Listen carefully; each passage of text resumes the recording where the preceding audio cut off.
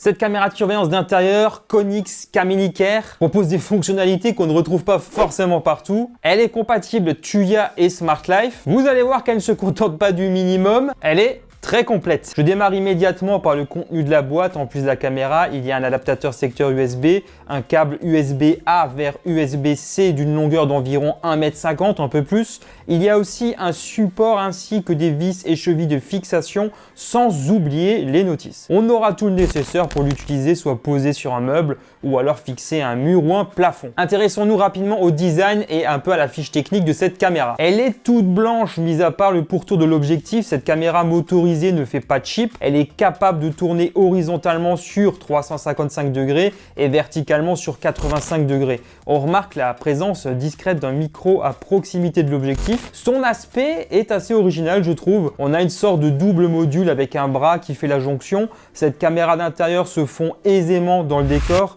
À l'arrière, on a une grille de haut-parleurs, ce qui permet de communiquer dans les deux sens. Ce bouton sert à lancer une communication.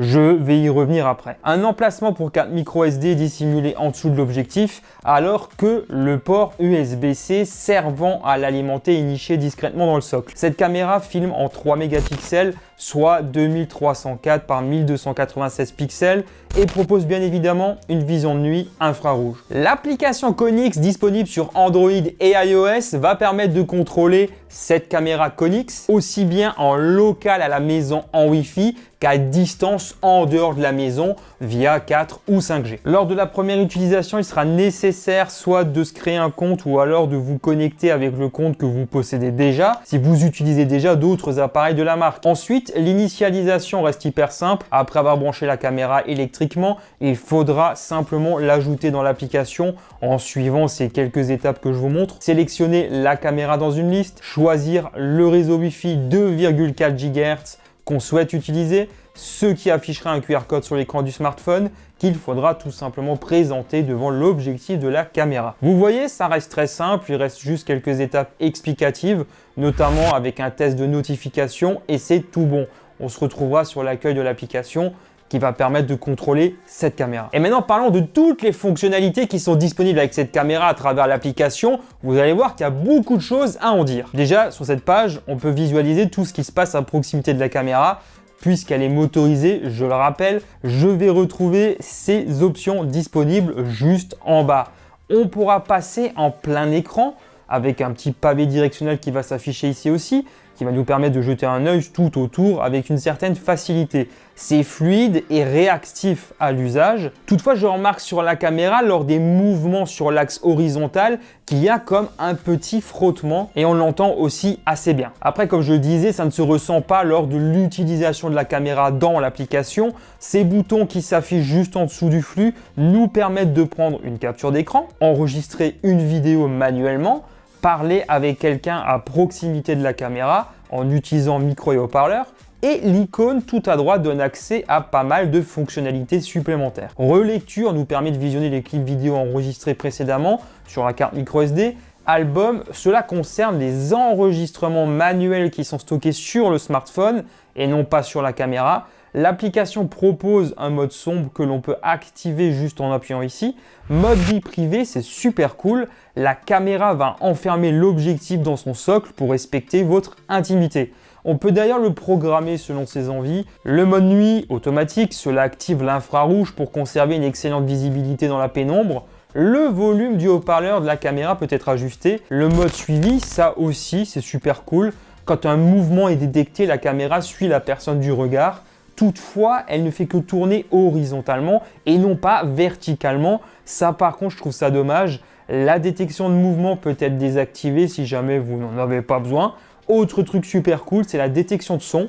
Cela vous notifie si la caméra entend un bruit. À travers ce genre de dispositif, on pourrait par exemple penser pouvoir utiliser cette caméra comme babyphone, pourquoi pas. Ce n'est pas forcément pour ça qu'on va l'acheter, mais c'est bien comme ça d'avoir ce genre de fonctionnalités qui vont permettre justement d'utiliser cette caméra pour des besoins de la vie courante. Bien entendu, la détection de son va aussi permettre à la caméra de détecter un bruit suspect en votre absence chez vous et que cela se produirait en dehors de son champ de vision. En tout cas, c'est une fonction utile et ça fonctionne bien selon mes essais. Des bruits de pas dans l'escalier ou quelqu'un qui parle, mais pas la ventilation de mon PC qui est juste à côté, pour vous donner comme ça un ordre d'idée. La surveillance à 360 degrés va permettre à la caméra de tourner sur elle-même à des moments choisis pour surveiller l'ensemble d'une pièce. Mais on peut aussi choisir des zones bien précises et les surveiller quand on veut. On remarquera aussi la sirène qui peut retentir. Dans des fonctionnalités supplémentaires que je retrouve dans les paramètres, il y a la possibilité de lier les assistants vocaux de Google et d'Amazon pour visualiser le flux sur l'écran d'un Echo Show par exemple. On pourra aussi désactiver le voyant situé près de l'objectif pour plus de discrétion, d'inverser l'image quand on l'installe sur le plafond entre autres. Dans les réglages avancés, on va retrouver des réglages supplémentaires en ce qui concerne la détection. On peut être alerté bien évidemment pour tout mouvement en ajustant la sensibilité, mais filtrer aussi uniquement les mouvements humains pour ne pas se retrouver spammé par des notifications provenant d'animaux par exemple. La détection sonore correspond à l'option aperçue avant pour être averti en cas de bruit suspect. Enfin, on pourra gérer finement des plages horaires de détection en mettant les jours et le type de détection souhaité. Ça, c'est quand même cool. Konix propose du cloud pour stocker les enregistrements. Voici les formules proposées. Un truc que je ne retrouve pas souvent, il est aussi proposé d'envoyer des notifications par SMS.